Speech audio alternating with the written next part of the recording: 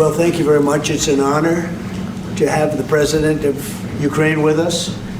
We've had a lot of good discussions, a lot of good talks, and I think progress is being made, very substantial progress in many ways. Quite a different mood in the Oval Office compared to the last time Zelensky was sitting in that seat and listening to the vitriol from Trump and his little goons like Marco Rubio and J.D. Vance. Does this show that Zelensky has some political acumen, that he was able to go around and sort of elicit support from all of the European leaders and get them to beseech the president, I guess? Is he wearing Russian naval attire? I don't know, but he just wore a t-shirt last time. I think he's wizened up now. He's got at least a little blazer on.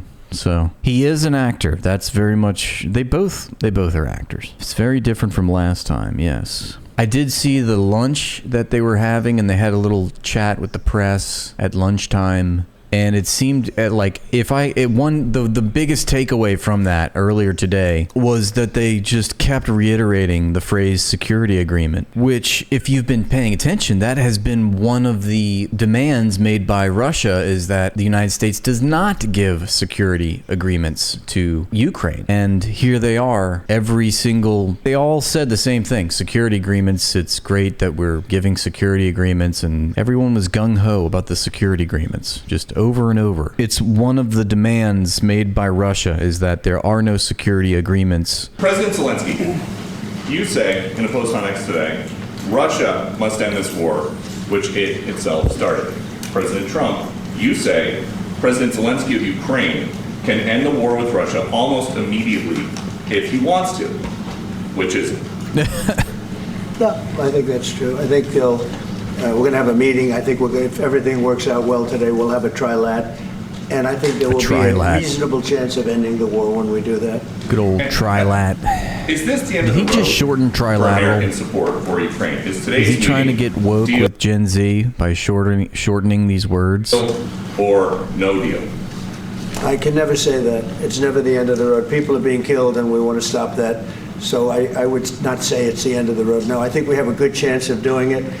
It's been almost 4 years now that a lot of people were killed last week. A lot of people last week. I mean, a lot of people. Millions of people killed, but a lot of people last week for whatever reason.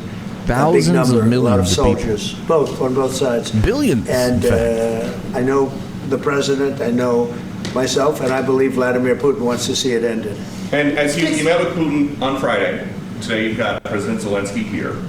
As you listen to Russia and Ukraine, which side has the better cards? Right? Well, I don't want to say that. I'm just here to be. Look, this isn't my war. This is Joe Biden's war. What has the better cards? But clearly that's Russia. He's the one that had a lot to do with this happening, and we want to get it ended. And we want it to end good for everybody. We want it to end good. The people of Ukraine have suffered incredibly. We want it to end good. We want it to end good, not end well, but end good, of course. Because things need to end good. It's like when you read. You want to read good, and then when you're done reading, you want to end good. And to that point, President Zelensky, are you prepared to keep sending Ukrainian troops to their deaths for another couple years, or are you going to agree to redraw the maps? Thank you for your question. That's actually a pretty good question, don't you think? Will you be committed to killing off more of your people, or would you just want to redraw the map a little bit? First of all, we live under each day attacks. That today have been a lot of attacks and a lot of wounded people, and the child was dead, small one year and a half. So we need to stop this war, to stop Russia, and we need support American and European partners, and we will do our best for this. I think we show that we are strong people, and we supported the idea of the United States, personally of President Trump, to stop this war, to make a diplomatic way of finishing this war, and we are ready for trilateral, as President said. This is a good signal about trilateral. I think this is very good. Thank you. Mr. President.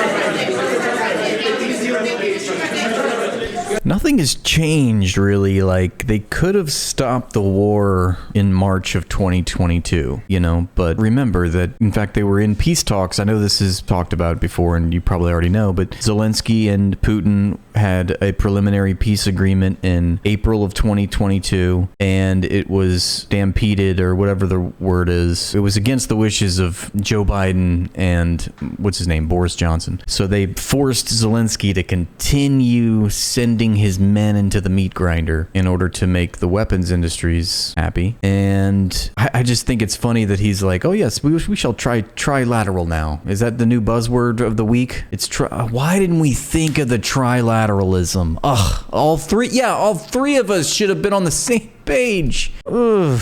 But that's just because Russia is winning this war. And I think the essential point was made by John Mearsheimer, which I will repeat to you now, and which I thought, well, this is one of those things that I listened for, and what they were going to say at the table there earlier today. And Mearsheimer makes the case that it's just irreconcilable differences between Russia and NATO and Ukraine and the United States. What Russia wants, they're not willing to go along with. And the whole point of they're losing this war. There's an irreconcilable difference here. Russia demands that there be no security agreements made by the United States to Ukraine. This is precisely what they have talked about. This is probably, when Trump was talking at the summit in Alaska alongside Putin, he said one very big thing that I don't think we can, that's going to be that's the big thing that we can't agree on. And I think it's probably the security agreements, because this is the one thing that all of them said, if you were paying attention earlier.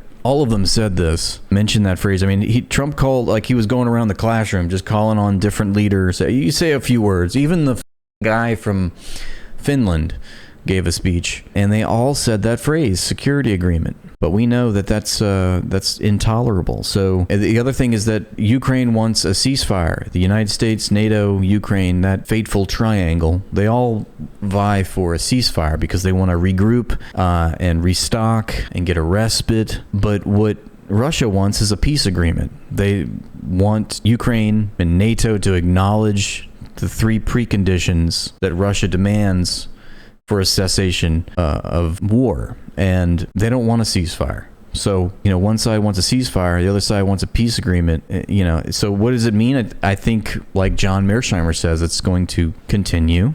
There will be no end in sight, and it will become eventually a frozen conflict. And maybe there will be an armistice, which is a fancy word that I just learned. And now I say it a lot, even when it doesn't even apply to the conversation.